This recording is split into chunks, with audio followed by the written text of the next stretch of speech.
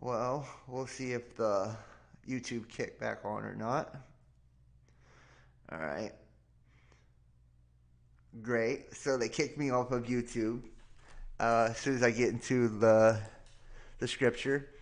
Um, but right now is the time for us to remain vigilant, remain steadfast, remain in love, seek peace in our hearts and in our lives and in every way that we can. Because as the world gets more chaotic, um, the only true shelter place externally to us is the internal peace we have. You know, if I had one piece of advice for everybody, it would be to go within during this time. You know, truly figure out what it is that you believe, what it is that you value, you know, and try to find an attitude. You know, like each moment that we have is a blessing, each moment that we have is a gift. You know, and to not see it as such is it's a crime, really. You know, like the experience of life, the experience of experience.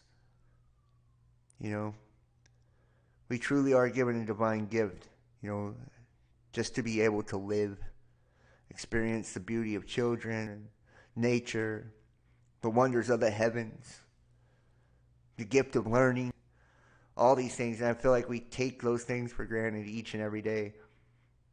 You know, we live in a consumerist society where we're constantly trying to fill the gaps of our souls with everything external to us, you know, instead of filling it with real substance, you know, love.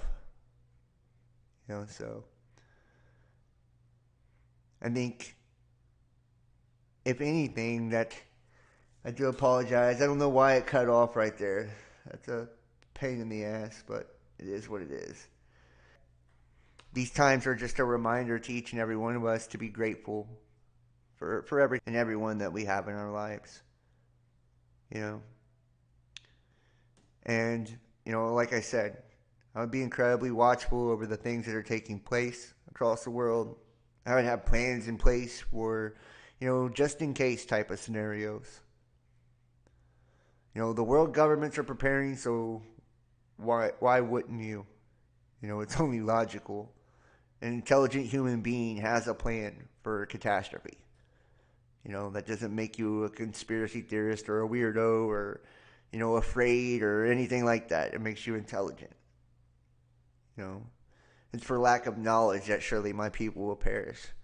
So those who don't do their homework, those who don't study, you know, those who don't learn. We have to be open to new ideas, you know, and most of all, be open to love and open to spirit and open to one another. Because I feel like that's the true crime that's taking place, you know, in our age, is that we've all allowed ourselves to be turned against one another. And that we experience most of our life through screens instead of in person, face to face. You know, how many people are even in contact, you know, with their heart, their emotions, the way that they feel these days?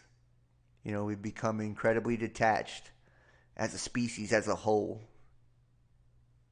You know, and if there is a judgment, I think it would be a karmic balance that plays out within each and every one of us. So a good way to make sure that you're on the right side of those balancing scales is just by trying to be the best person. Love perfection. It doesn't mean that you judge others. It just means do the best that you can with what you got. You know, and I feel like a good loving creator, you know, would be okay with that. You know, and I feel like, you know, people like us have. You know, we've done what we could. We've spread the truth. We've tried to awaken as many as we could.